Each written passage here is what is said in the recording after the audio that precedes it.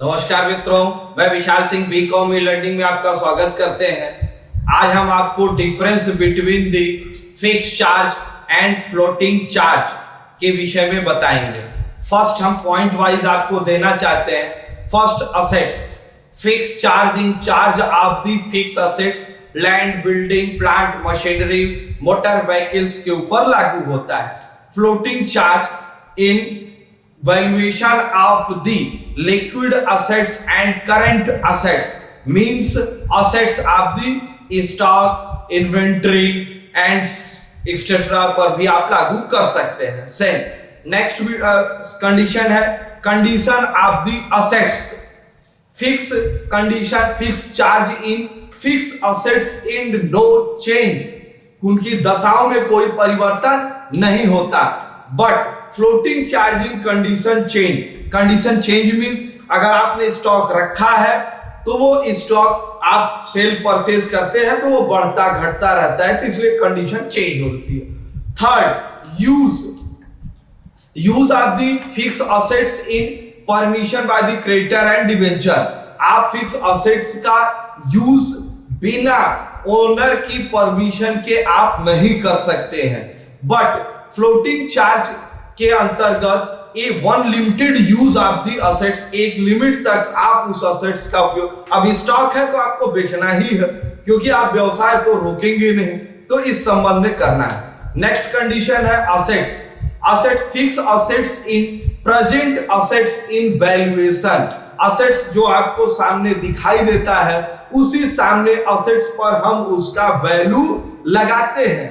But floating charge in assets in valuation of the future property, क्योंकि भविष्य में भी अगर कोई संपत्ति आप लेते हैं तो उसको पर भी फ्लोटिंग चार्ज लगाई जा सकती है।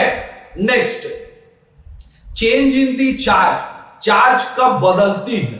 फिक्स चार्ज की कंडीशन में लोन एंड इंटरेस्ट में किसी भी प्रकार की रॉन्ग त्रुटि होती है बट चार्ज आपका स्थिर बना रहता है।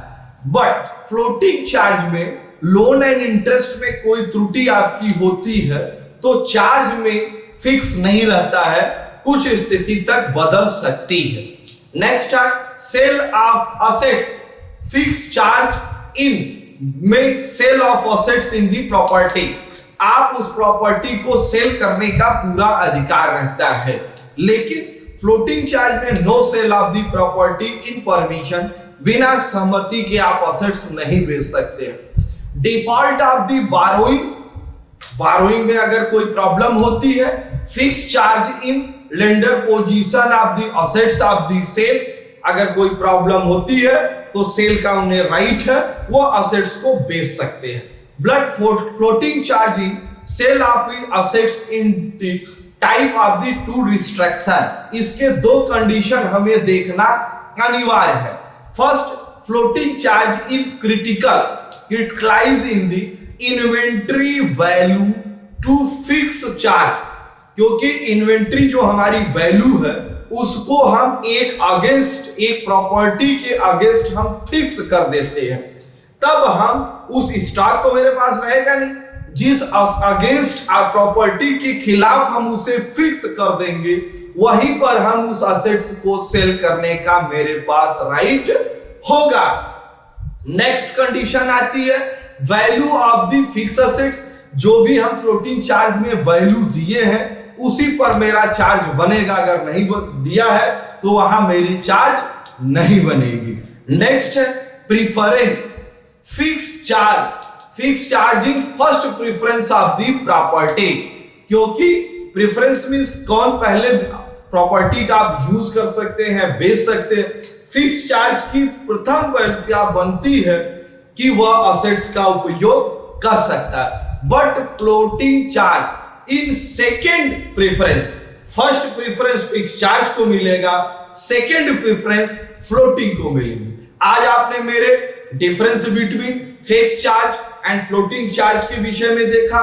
मैं आपको इस पूरे वीडियो देखने की तरफ से, बीकॉम ई लर्निंग की तरफ से मैं आपको धन्यवाद करता हूं।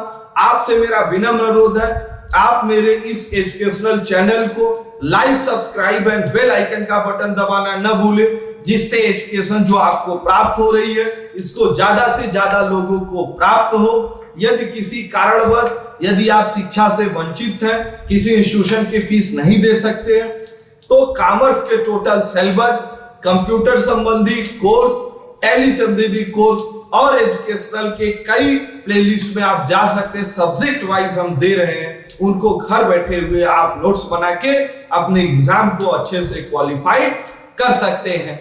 धन्यवाद।